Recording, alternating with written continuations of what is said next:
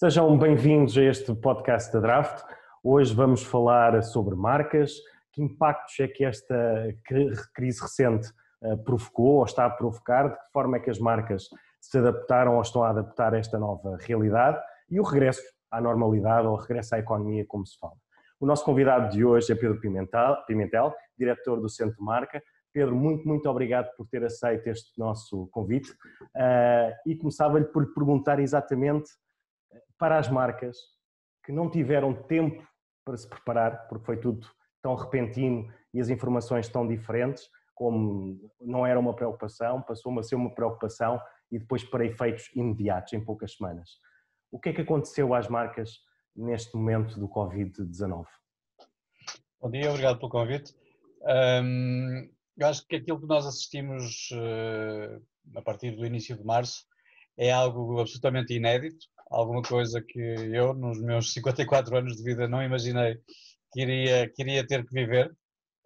E posso dizer, só a título de curiosidade, que nós no dia 4 de março tivemos uma reunião interna onde estiveram presentes dezenas de pessoas e no dia 4 de março seguramente nós não antecipávamos que uma coisa que aconteceu a partir do dia 12, dia 13, iria ocorrer com aquela dimensão. Por isso estamos a falar de um fenómeno muito difícil de antecipar, muito difícil de preparar e que obrigou, logicamente, a correr um bocadinho atrás do prejuízo, como se costuma dizer. Ou seja, nós precisamos de fazer uma recuperação e perceber e planos de contingência, de que maneira atuar numa área que é fundamental para as pessoas. O Centro Marca, apesar de representar um amplo grupo de empresas, trabalha muito naquilo que é a área do grande consumo, dos produtos de supermercado, etc., que é uma área, como sabem, foi das mais afetadas, se calhar não afetadas negativamente numa primeira fase, mas afetadas como todas as outras, mas afetadas se calhar num sentido inverso. Enquanto algumas atividades tiveram que encerrar, o setor do grande consumo teve que dar à perna, como se costuma dizer, teve que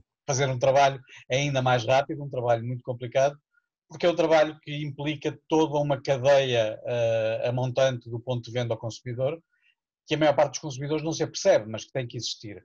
Nós muitas vezes quando estamos em casa, confinados, aqueles que tiveram a possibilidade de estar em casa, olhamos pela janela e vemos, e quase que maldizemos as pessoas que vemos às vezes na rua, hoje já não tanto, mas nas primeiras semanas isso era muito habitual, e esquecendo que muitas dessas pessoas, pois simplesmente estavam a trabalhar.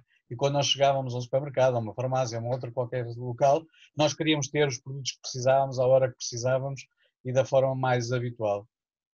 Naqueles primeiros dias houve claramente um impacto forte, não só porque toda a cadeia teve uma disrupção com tudo o que aconteceu, reprogramar operações, como acima de tudo o comportamento das pessoas enquanto consumidores também foi muito distinto que aquele comportamento habitual. Houve produtos que tinham vendas normalmente residuais todos os dias e que passaram a ter vendas absolutamente brutais durante algum período. Houve pessoas a fazer uma compra, que é um bocadinho habitual nestas coisas, chamada compra de pânico, em que no fundo as pessoas acumulam com receio de não encontrarem os produtos ou de não poderem sair para os comprar. Compraram quantidades absolutamente indecifráveis numa primeira fase.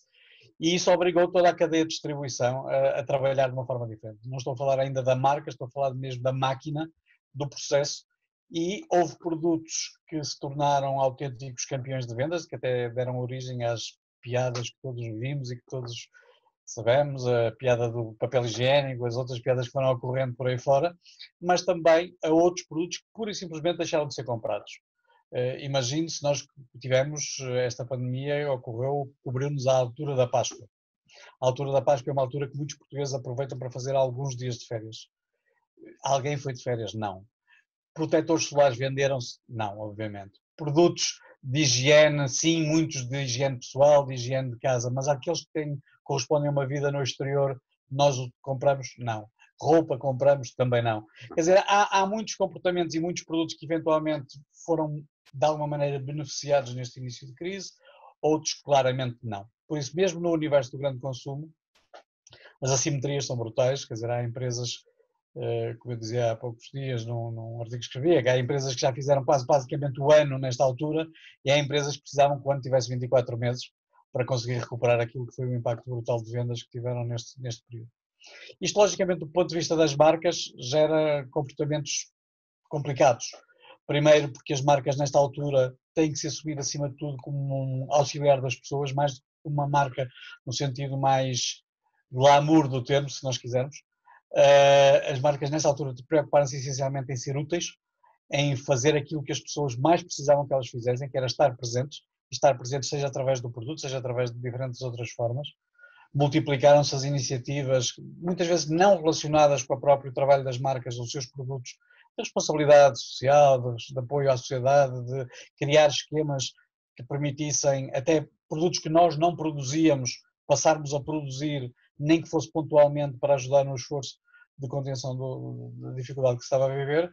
Mas, digamos, eu acho que as marcas viveram aqui também um momento único, um momento em que se mostraram que são muito mais que o rótulo de um produto, tem que ser muito mais do que isso, e se há momentos em que as pessoas o percebem, é nos momentos em que a pessoa precisa, e quando se precisa percebe-se esse apoio. Claro que todo este esforço de comunicação tem um problema, que é o esforço de não parecer, as pessoas não têm que o fazer de uma forma humilde, de uma forma contida. Ninguém pode estar a dizer que está a apoiar e depois estar a fazer um enorme alarido em torno daquilo que fez, porque, quer dizer, perde-se o efeito, obviamente, nem as pessoas o compreenderão.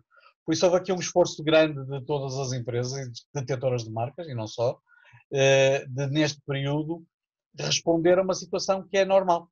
Por isso, eu acho que há muita coisa que nós estamos a tentar extrair desta crise como, digamos, desenhar uma nova normalidade, mas estamos muito longe disso. Eu acho que nós estamos a viver uma situação anormal e estamos a ter comportamentos normais de uma situação anormal. Quando esta situação anormal, como estamos agora a viver esta fase de desconfinamento, vamos ser muito francos, é uma fase muito lenta. Nós conseguimos assustar as pessoas e levar as pessoas para casa. Estamos a ter muita dificuldade em desassustar as pessoas, em retirar os medos, e neste momento nós temos muitas pessoas que, mesmo estando aborrecidas de estar tanto tempo em casa, estão com muito receio de voltar a uma vida mais normal. E há comportamentos da nossa vida normal que afetam as marcas. Nós precisamos de viver normalmente, ou mais normalmente, para que as marcas, na sua plenitude, todas as marcas possam ter o seu espaço. Neste momento, aquelas que conseguem ganhar algum espaço são aquelas que estão a ocupar a dimensão de vida que nós hoje fazemos. Há outras que nesta altura estão a passar momentos muito complicados. Sim, Pedro, falava há pouco na resposta das empresas, e foi muito importante, mesmo com tão pouco tempo para se adaptarem, para gerir uma crise que ela é global, é mundial, não é provocada por um determinado problema económico ou social, mas é à escala, ou de um determinado país, mas é à escala global. Foi também muito importante, numa primeira fase, aquilo que as empresas transmitiram aos consumidores, que é, podem seguir um comportamento normalizado, porque os produtos não vão faltar.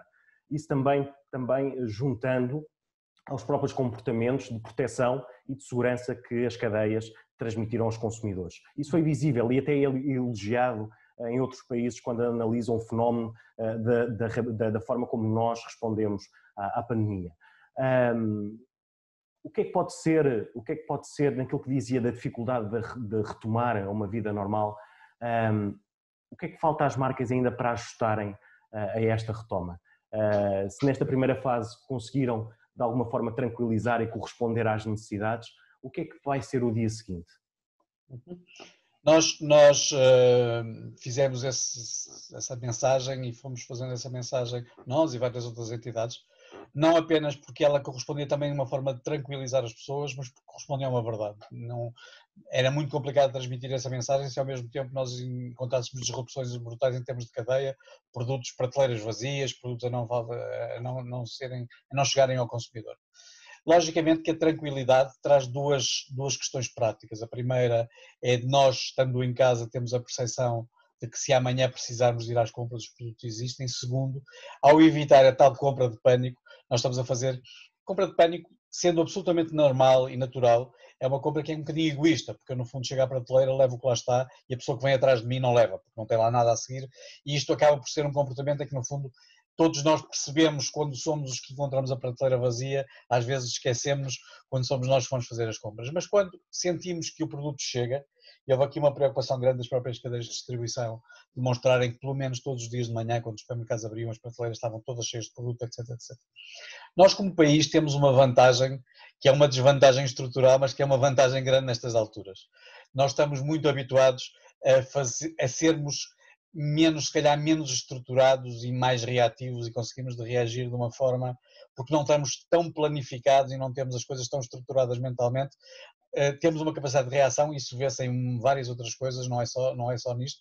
O chamado nacional desenrascanço, como nós costumamos dizer, é uma verdade, e que nestas alturas acabam por ter uma situação ser mais notório. Nós conseguimos adaptar mais rapidamente que outros países, e o próprio cidadão, eu julgo que Portugal tem dado em vários momentos, lembro-me, por exemplo, da entrada do euro, de outros momentos em que a alteração, quando foi a alteração com a proibição de fumar dentro dos estabelecimentos, que se dizia que ia ser um cataclismo a nível, por exemplo, da restauração, e não foi. As pessoas muito rapidamente se adaptam, e eu acho que nós temos realmente uma capacidade de adaptação boa, e as pessoas, apesar de haver os maus exemplos, e há sempre maus exemplos, mas os maus exemplos em Portugal são muito mais exceções que noutros países.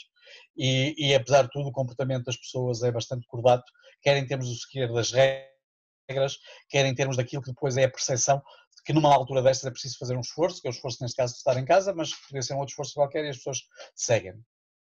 Do lado das marcas, esta planificação não é tão simples, não é? Não é só meramente não fazer ou fazer de uma forma mais ordenada, é fazer com que as coisas funcionem.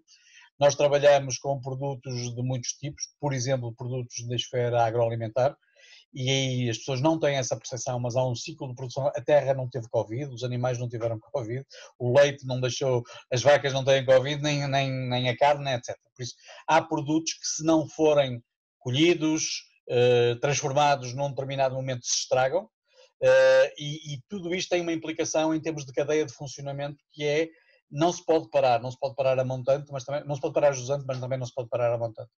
E se algumas empresas até podiam fazer alguma percepção de que menos esforço agora porque o produto não é vendido, há outros setores onde isso não é possível.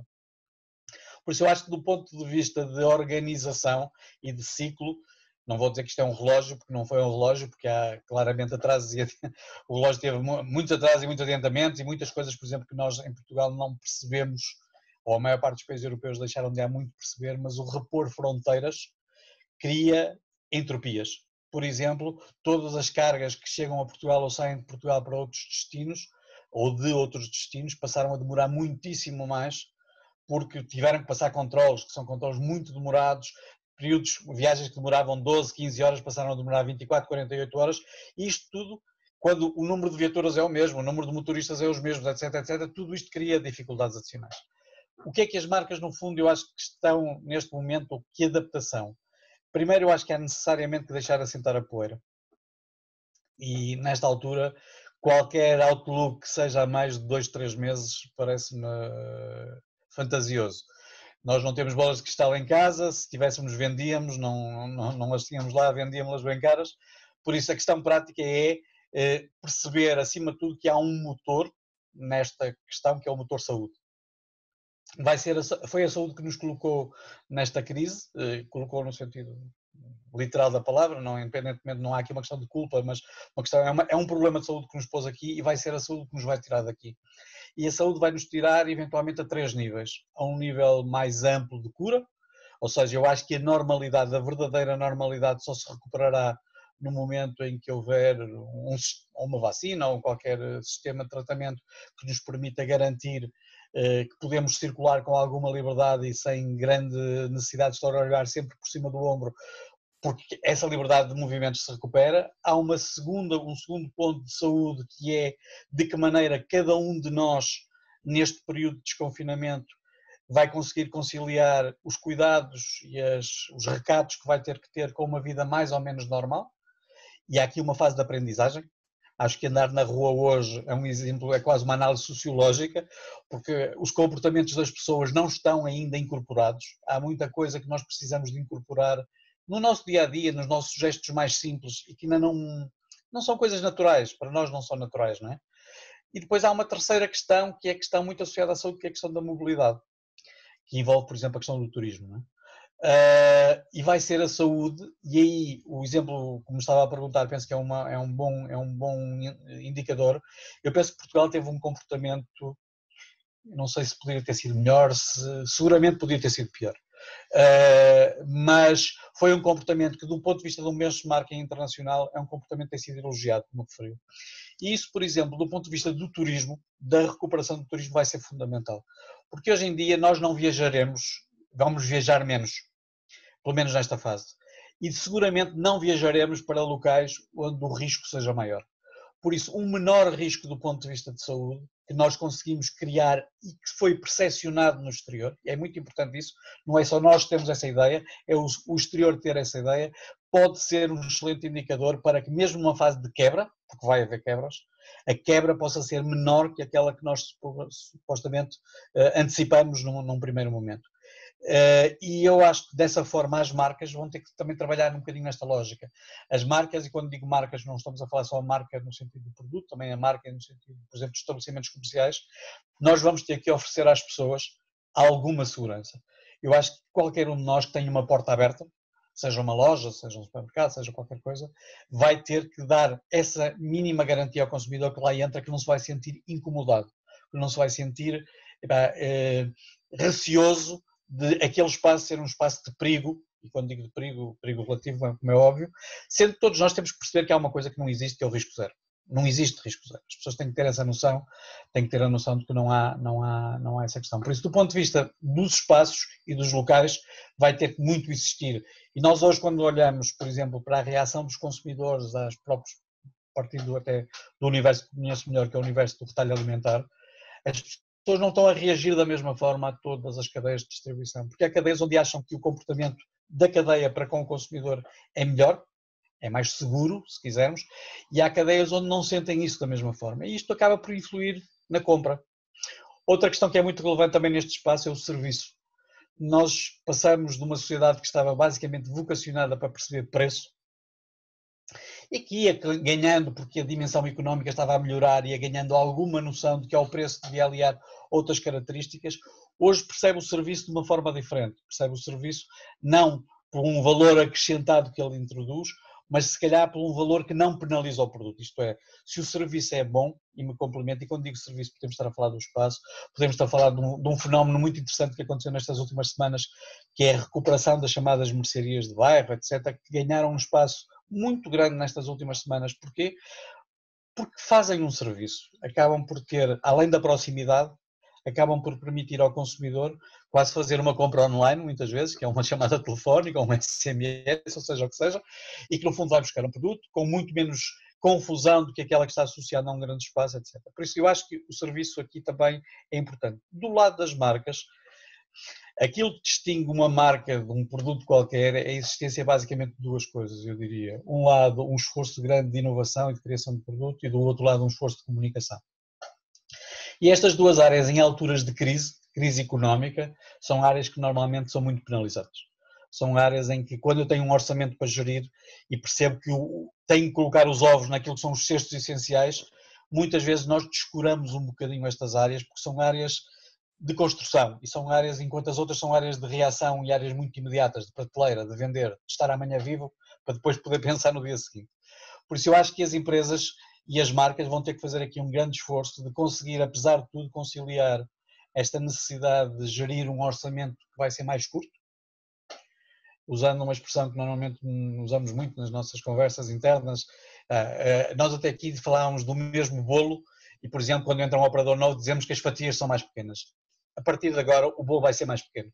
Não tenhamos dúvidas, vai ser um bolo mais pequeno, um bolo que no primeiro ano vai ser significativamente mais pequeno. Por isso, além das fatias já serem mais pequenas pela competição que há entre as várias empresas, o bolo em si mesmo, mesmo sendo os mesmos consumidores, vai ser mais pequeno porque as pessoas vão ter um comportamento de consumo muito mais, eu não vou dizer racional, mas mais cauteloso, mais prudente. E isso acaba sempre por afetar, na nossa área, acaba sempre por afetar a lógica. Por isso, as empresas vão ter que ser muito metódicas em como vão despender os seus orçamentos, e a área da comunicação eu acho que vai ser uma área fundamental. As pessoas precisam de ser impactadas e nós temos que o fazer. Temos que o fazer com o menor dispêndio de meios possível, mas isso é sempre a arte de qualquer empresa, não é? Fazer o melhor possível com o menos possível. Por isso eu acho que se essa arte nós já temos que o fazer, esse cozinhado todos os dias, ele terá que ser ainda maior nesta fase. Pedro, falávamos ainda agora da forma como as empresas se têm de adaptar e vão se adaptar. aproveitava para falarmos sobre esta questão que é o online. As operadoras recentemente mostraram-nos que o aumento de 75% do consumo de internet fixa.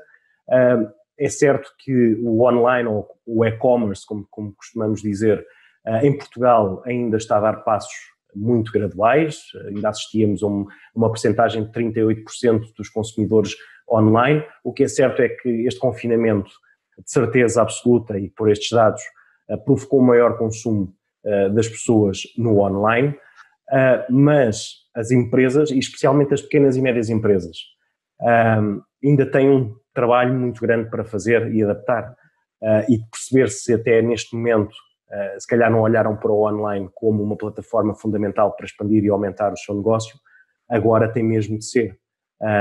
Mas esta mudança ainda está a acontecer a ritmos diferentes. Eu receio que ainda os nossos empresários não olhem para o online como uma visão concreta de que tem mesmo de apostar e este é mesmo o futuro. O que é que acha sobre isso, Pedro? Olha, eu tenho, como quando começamos a combinar esta conversa, lhe disse, tenho uma posição muito pouco politicamente correta em relação a isso, mas explico porquê. Primeira questão, falando do mundo do grande consumo, neste caso mais dos supermercados, chamamos-lhe assim, para depois partirmos para uma perspectiva um bocadinho mais generalista. No início de março, vamos pôr assim, antes desta crise, as vendas online de produtos de supermercado representavam 1% do total das vendas de todos os produtos em supermercado. É uma venda muito residual, como é óbvio. Se pensar que nós estamos a falar de 7, 8 grandes operadores de retalho em Portugal, e se quem quiser lembrar de quais é que têm retalho online, vai se lembrar de 2, e mais um terceiro. Estamos a falar de Continente, de Auchan, e estamos a falar um bocadinho de Corte Inglês, de alguma maneira. Por isso, muitos dos grandes operadores nem sequer têm retalho online, e não têm retalho online, se calhar por razões mais ou menos óbvias. Primeiro, porque esse mercado é um mercado residual. Segundo, porque a operação online, por exemplo, no caso dos supermercados, é uma operação muito complexa. É uma operação complexa porque a maior parte das pessoas não tem essa percepção, mas nós, quando fazemos compras num supermercado, normalmente compramos produtos das mais diferentes famílias, não é? E se eu compro um telemóvel ou um portátil num site e faço uma fatura de 400, 500, 1000 euros num objeto que me é entregue por um estafeta que me chega à casa com uma mochila atrás das costas e me entrega o produto, quando estamos a falar de uma compra de supermercado, eu se calhar em 100 euros de compras eu faço compra de 40 ou 50 itens, e são itens que, por exemplo, são itens à temperatura ambiente, são itens à temperatura em frio, itens congelados, e tudo isto tem em termos de operação, uma operação muito complexa. Por isso, até hoje, e quando digo hoje, vamos nos colocar no início de março, a premência existia, todos nós dizíamos, quase brincando, que para o ano é que vai ser, mas o ano que vem era sempre o ano a seguir é que ia ser. Pronto, porque não havia um gatilho, e o gatilho, eventualmente, esta crise pode tê-lo dado a este nível. Segunda questão, as pessoas, por questões que eu digo que se prendem muito com fazermos muitas vezes compras em marketplaces internacionais, quem faz compras online, as pessoas têm uma enorme resistência em pagar uma coisa que se chama portos. Pagar a entrega do produto. E a entrega do produto, hoje, é uma entrega que não é gratuita. Ou seja, eu tenho em casa uns exemplares já com idade suficiente para fazerem as suas próprias compras, que fazem imensas compras online, e às vezes eu brinco dizendo, como é que é possível tu mandares vir uma coisa da China que custou 3 euros e custou 0 de portos, e passou em 4 sítios, e um senhor veio numa carrinha aqui à porta, tocou a campainha, subiu ao meu andar e entregou em mão, quando tu ao mesmo tempo chamas, por exemplo, um Uber para ir daqui ao centro da cidade e pagas 7, 8, 10 euros para fazer uma viagem que o senhor para à tua porta, tu abres a porta, sentas-te no banco de trás e sais lá. As pessoas às vezes não têm a percepção que o transporte é o mesmo, há um transporte. E isto tem uma implicação prática que é, na compra online, muitas vezes as pessoas não querem pagar o adicional e não estão disponíveis para que, por exemplo, o produto seja mais caro. Porque ninguém está disponível para que o produto seja mais caro em online que o seja no transporte físico. O que é que eu quero dizer com isto? Hoje em dia há sistemas que eu acho que eventualmente são aqueles que se desenvolverão mais rapidamente, no curto e médio prazo, que são os sistemas que nós chamamos de click and collect. São os sistemas em que, no fundo, eu faço a compra online, mas depois faço eu o levantamento da encomenda, alguns. Isto tem uma vantagem que eu diria é win-win, porque, no fundo, o retalhista não tem o custo da entrega do produto e eu poupo o dinheiro do transporte e não estou sujeito a estar uma tarde inteira à espera de uma pessoa que me vai entregar uma coisa a casa ou não está ninguém em casa quando a pessoa vai fazer essa entrega. De qualquer maneira, a compra online, o digital, se é complexo em dimensão e escala de um continente, é não menos complexo à pequena escala dos pequenos operadores.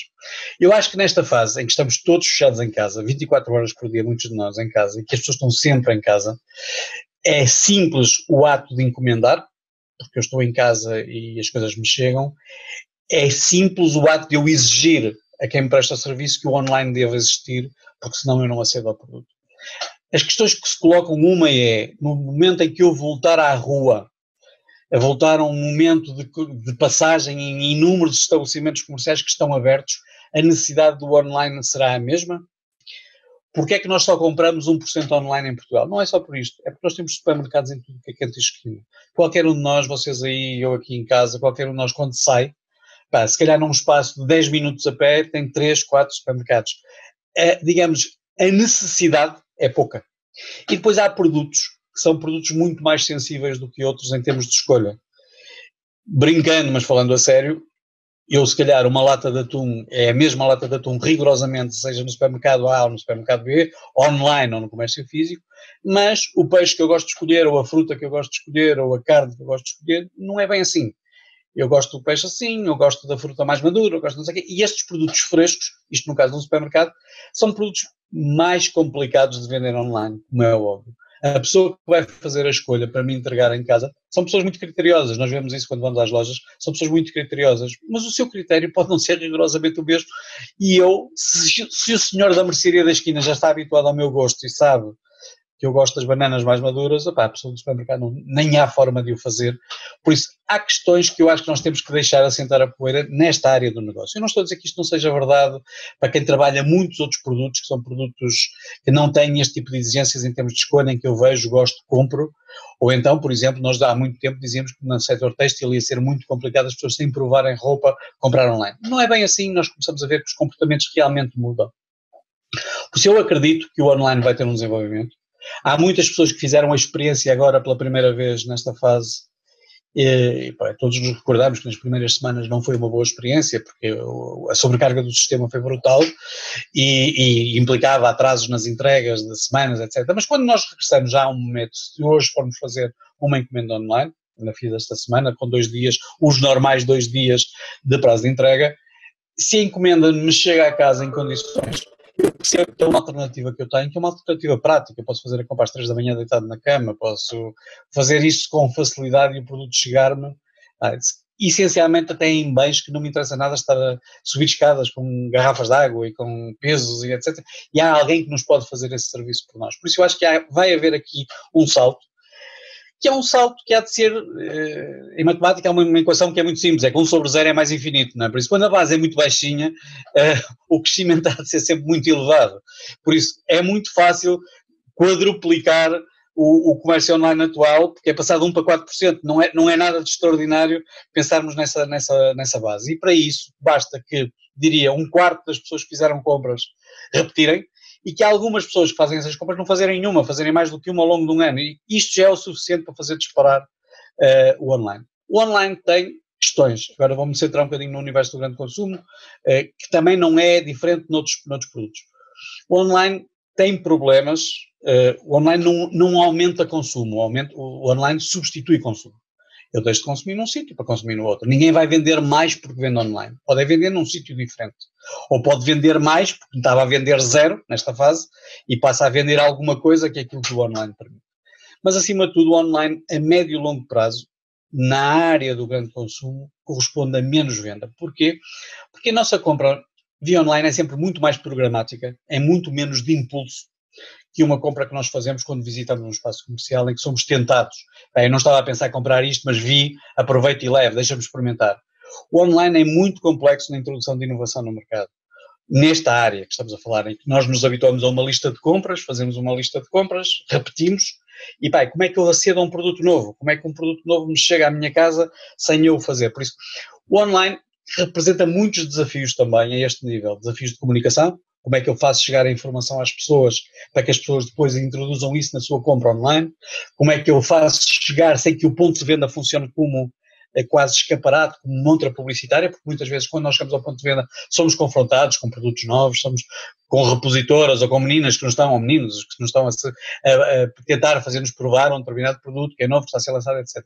Por isso, se em algumas áreas, principalmente na área da informação, o online é básico, diria, quantos de nós já nem se recordam o que é que se chama uma agência de viagens, por exemplo, quantos de nós há anos que não conhecemos uma agência de viagens, quantos de nós há anos que não entramos numa dependência bancária, porque tudo isso nós conseguimos fazer basicamente de uma forma digital. Quando estão envolvidos produtos, a IoT é muito diferente da informação e da transferência de dados. Por isso, essa questão é uma questão prática. Complementarmente com isso, há uma questão muito, muito relevante. Nós habituamos a trabalhar, e quando digo habituamos, estou a falar do universo de empresas que conheço melhor, habituamos a trabalhar com grandes cadeias de distribuição e a fazer entregas centralizadas em grandes bases, caminhões de tiro que saem de fábricas e que saem encomendas que chegam às 6 da tarde e às 6 da manhã estão em Alcanena, em Benavente, ou não sei quem, onde estão as bases, aqui mais próximo do Porto, etc. E esse transporte é feito e nós temos uma rede muito boa logística a este nível. Empresas que todos conhecem, as Luís Simões da vida, etc., que são empresas que se desenvolveram neste mercado e são altamente eficientes ao nível do melhor que se faz em qualquer parte do mundo, sem nenhuma dúvida. E nós temos esta mecânica muito bem organizada. Quando nós pedimos as compras em nossa casa, estamos a falar de um universo completamente diferente. De um universo de distribuição capilar, de um universo do porta a porta, de um universo de carrinhas, que eu tenho essa experiência por questões até laterais, que fazem 60, 70 entregas por dia de produtos, de coisas pequenas, coisas grandes, coisas médias, que nos entregam nas nossas casas. Numa cidade como Lisboa, como o Porto, em vida normal, não estou a falar na ausência de trânsito que nós hoje, apesar de tudo, ainda vamos encontrar nas cidades, em vida normal, nós estamos a falar de entregas muito demoradas, porque é trânsito, é parar, é estacionar para nos entregar em casa, etc, etc. Todo este universo, se nós desenvolvemos a compra online, nós normalmente nas alturas de Natal, quando as compras se multiplicam, já as queixas também se multiplicam. Se forem aquela questão do portal da queixa, vão verificar que os atrasos nas entregas, pessoas compraram bens para o Natal e que eles chegaram no dia de Reis, é natural isso acontecer. Se nós multiplicarmos esta operação para o dia-a-dia, vamos sentir esse mesmo impacto muito mais forte. O que significa que nós a esse nível aí sim vamos ter que provavelmente fazer investimentos, porque o online de produto carece de uma estrutura de entrega capilar que consiga corresponder e essa entrega capilar não se faz só em Porto e Lisboa. Há encomendas em Freixo de Espada à Cinta e Castelo Branco, quer dizer, as pessoas têm que ter a noção que os produtos para chegar a esses sítios de uma forma rentável têm um custo, por um lado, mas tem que existir uma estrutura de transporte que o faça chegar. Perfeito, Pedro, mesmo para finalizar a última questão, que mensagem é que podemos deixar às empresas nesta fase que estamos a retomar, uma retoma gradual em que ainda existem muitos cuidados para que também não deitemos à rua todo aquilo que foi este sacrifício e está a ser este sacrifício em termos globais, onde os mercados externos continuamos a olhar com preocupação, porque também depende do comportamento deles próprios e a forma como retomamos e voltamos às nossas trocas comerciais. Que mensagem final é que podemos deixar às empresas e a todos aqueles que nos ouvem para o futuro? Já falou de deixar assentar a poeira. Quer acrescentar mais alguma coisa que possa ser uma mensagem? Sim, de uma forma, gostava de terminar com uma mensagem de otimismo e de esperança. Não me parece que seja essa a mensagem que do ponto de vista real nós possamos transmitir às pessoas.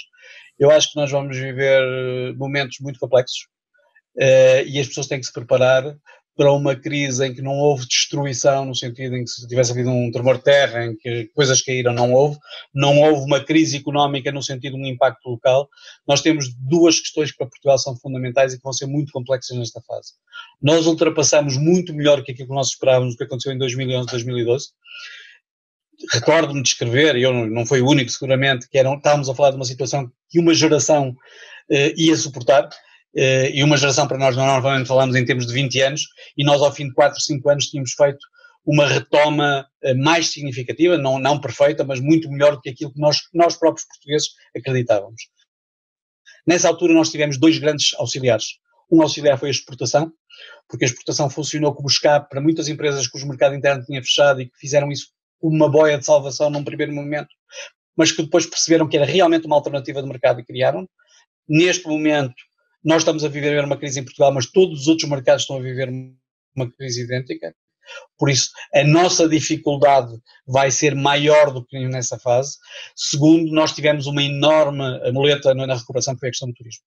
Eu acho que aqui o turismo vai ter um impacto muito significativo naquilo que vai ser a recuperação de Portugal. Se nós conseguirmos que o turismo recupere mais rapidamente e menos mal que outros mercados, e talvez o marco que eu dizia há pouco, com outros países pode nos ser muito favorável, nós pensemos que Portugal é um mercado muito competitivo, ou competidor de um mercado como Espanha ou Itália, foram mercados que esta crise afetou muito mais do que Portugal, nós podemos beneficiar um bocadinho disso.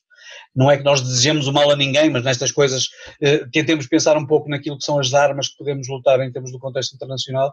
Por isso eu acho que estas 2 formas serão estes 2 momentos são momentos importantes de nós percebermos como é que o nosso contexto internacional nos vai ajudar. Do ponto de vista interno, e mesmo para terminar, eu acho que nós vamos ter um consumidor diferente nesta fase, e que vai ser um consumidor diferente à frente por 2 razões. Uma, por uma questão de mobilidade, vai ser alguém mais confinado, alguém mais digital e mais racional naquilo que compra, mas também vai ser alguém mais preocupado com a sua situação económica neste futuro mais próximo.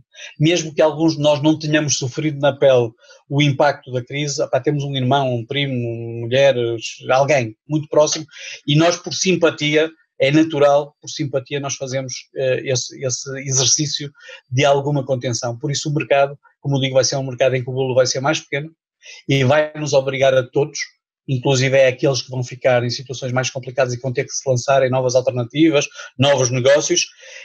Acho que o digital aí pode ser uma boa ferramenta. Qualquer empresa que nasça digital, nativa digital, com uma gênese que já seja assim, terá muito mais facilidade de sobreviver nesta fase que aquelas que são sempre adaptações, são sempre tentar fazer de um negócio que não era um negócio mais assim ou mais assado. Por isso que eu acho que a digitalização é brutal, vai ser brutal em tudo que é vida, e o nosso confinamento em casa isso obriga, mas vai ser um bocadinho isto, vai ser um mercado, vamos ser todos um bocadinho mais infelizes, vamos dizer assim, porque no fundo vamos estar mais fechados, vamos ter uma vida social mais curta, e nós portugueses, nós sabemos o que é que nos acontece quando passamos uma semana de chuva, em que já anda tudo a resingar por tudo que é canto, estando fechados muito mais tempo, nós vamos ser pessoas que estamos habituadas a uma vida muito de circulação e de ar livre, vamos ser pessoas um bocadinho mais tristes, mais infelizes, e isso vai se afetar em termos de consumo. Por isso eu não gostava de transmitir de outra forma o meu final, mas acho que é um bocadinho isto que nós vamos todos sentir. Pedro, muito obrigado uma vez mais por ter aceito o nosso convite. Muito obrigado por este tempo, foi fantástico e foi muito esclarecedor para muitos daqueles que nos ouvem ou podem ouvir e que nesta fase olham para este cenário com alguma preocupação e também na retoma. A todos os que nos ouviram, muito obrigado. Este foi mais um podcast B2C da Draft Media. Acompanhem as sugestões dos nossos convidados, as dicas que são importantes, as análises, porque sempre podem e devem ajudar os seus negócios. Muito obrigado e até bem.